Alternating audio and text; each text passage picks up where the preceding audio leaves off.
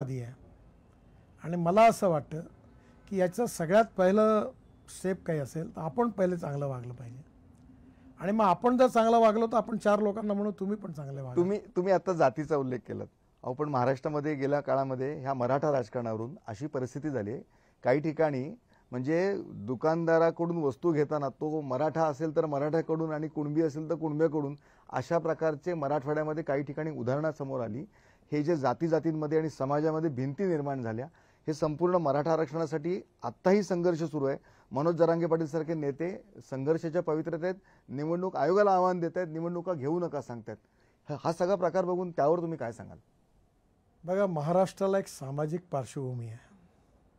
फुले, आंबेडकर, शिवाजी महाराजांचा महाराष्ट्र आहे. सगळ्या विचारामध्ये एकवाक्यता नसते, पण ओव्हरऑल समाजाबद्दलचं जे चिंतन आहे ते सगळं दूर एकच आहे. शाहू महाराजांनी, आंबेडकरांनी, फुलेंनी, शिवाजी महाराजांनी, संभाजी महाराज सगळ्यांच्या वागणूक व्यवहारात शेवटी भाव तर तोच होता. हा अतिशय दुर्दैवी इतिहास आहे. माणूस हा त्याच्या जातींनी मोठा नाही आहे, गुणांनी मोठा आहे. जात, पंथ, धर्म, भाषा, पार्टी याच्यापेक्षा त्याच्या गुणांनी मोठा आहे. आणि म्हणून गरीब असतो. गरिबाला जात, पंथ, धर्म, भाषा नसते.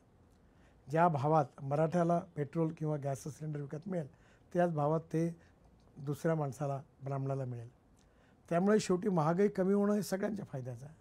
रोजगार मिळणं ह्या सगळ्या परिवाराच्या फायद्याचं आहे. गरिबी दूर करायची असेल तर रोजगार निर्माण झाले पाहिजे. रोजगार निर्माण करायला तर इंडस्ट्री, उद्योग, व्यापार वाढला पाहिजे, विकास झाला पाहिजे. आणि विकास करायचा आहे तर water, power, transport, communication, infrastructure develop केलं पाहिजे. सगळ्या गावाचा विकास होईल. शेतकऱ्याच्या मालाला किंमत मिळाली पाहिजे. शेतकऱ्याच्या मालावर प्रक्रिया झाली पाहिजे, व्हॅल्यू ॲडिशन झाली पाहिजे. ॲग्रिकल्चर एक्सपोर्ट वाढलं पाहिजे. आता मी जालन्याला समुद्र पोहोचवला.